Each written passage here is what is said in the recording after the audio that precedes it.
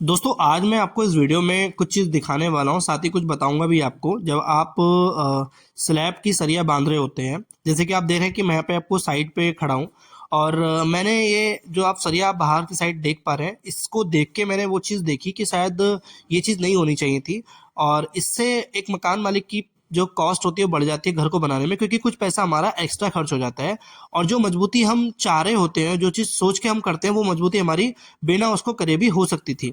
अगर आप उसको करके पैसा बचा सकते हैं तो उससे अच्छा क्या हो सकता है। लेकिन क्या ही करें, जब एक मकान मालिक घर बनाता है तो वो अपनी लाइफ में या तो पहली बार मकान बना रहा होता है या दूसरी बार, और वो डिपेंड हो जाता है सामने वाले किसी मिस्त्री या ठेकेदार पे। पर मुझे लगता है कि उतनी बात तो एक मिस्त्री ठेकेदार को भी पता होनी चाहिए। यहाँ पे सबसे पहले अगर मैं बात करूँ, बहुत ही कॉमन है, जब आप एक छत में सरिया बांध रहे होते हैं तो डिपेंड करता है, देखो छत सरिया की मोटाई जो होती है कि आप किस तरीके की स्लैब है। नॉर्मल रेसिडेंशियल आप यूज कर रहे हैं, 5 इंची की छत आपकी है, तो उसमें आपको सरिया जो है मोटाई वो 10 mm की सरिया से भी काम चल जाता है।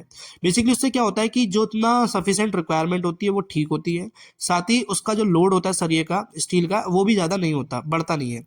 लेकिन यहाँ पे क्या है ना कि 5 इंची की छत दी है, लेकिन 12 mm की सरिया इस्तेमाल यहाँ पे की गई है। और 12 mm की सरिया यहाँ पे अगर मैं बात करूँ तो 1150 स्क्वायर फीट के आसपास है ये। और बीम और लगा के, स्लैब लगा के करीब ये 18 से 20 कुंटल सरिया लग गई है, जो कि मुझे लगता है बहुत ज़्यादा है। आपने शायद सुना भी होगा, पढ़ा भी होगा कि ज़्यादा सरिया भी हमारे लिए ठीक नहीं होती है, उससे भी कुछ हमारी क्रैक्स डेवलप हो जाती है। और यहाँ पे तो ओनर ने यही सोचा कि 12 mm के सरिया से छत की मजबूती बहुत ज़्यादा बढ़ जाएगी, बट लेकिन उसका पैसा लगा और सरिया ज़्यादा बढ़ी। यहाँ पे हम अपनी 10 mm की सरिया से भी काम चला सकते थे। दूसरी यहाँ पे मैंने एक चीज़ ये नोटिस की कि इसमें जितनी सरिया मुझे दिखी बाहर की साइड में, आपने देखा होगा साइड पे, तो क्रैंक नहीं दिखाई दी मुझे, जो कि क्रैंक हमारे कहीं ना कहीं एज पे तो देते ही हैं। एज यानी कि कोई मान लीजिए कॉलम बी में छज्जा है, वहाँ पे क्रैंक देते हैं, तो इसमें स्लैब में क्रैंक नहीं दी है। और वो क्रैंक ज़रूरी हो जाता है कहीं ना कहीं हमारे स्लैब पे लोड आने को जो रजिस्ट करने के लिए। अब यहाँ पे हम बात करें दूसरा, तो और चीज़ की बात करें तो जो कवर ब्लॉक है वो यहाँ पे दिए गए हैं, लेकिन इस सरिये को देख के और कंक्रीट में प्लेसिंग को देख के मुझे लगा नहीं कि कैसे सही दिया नहीं दिया है। मैं आगे दिखाऊंगा आपको, बट उससे पहले हम बात कर लेते हैं कि जो हमारी क्रैंक होती है, वो क्रैंक का रोल क्या होता है। देखो, रोल ये होता है कि जो हमारा, मान लीजिए कोई रूम है आपका, उसका साइज है 15x20 या 15x15 का, और हम कॉलम और बीम तो और पास दे रहे हैं, लेकिन बीच में कुछ ऐसा सपोर्ट नहीं कर रहे हैं हम, जिससे उस पर अगर लोड आए तो वो नीचे बीच में झुके नहीं।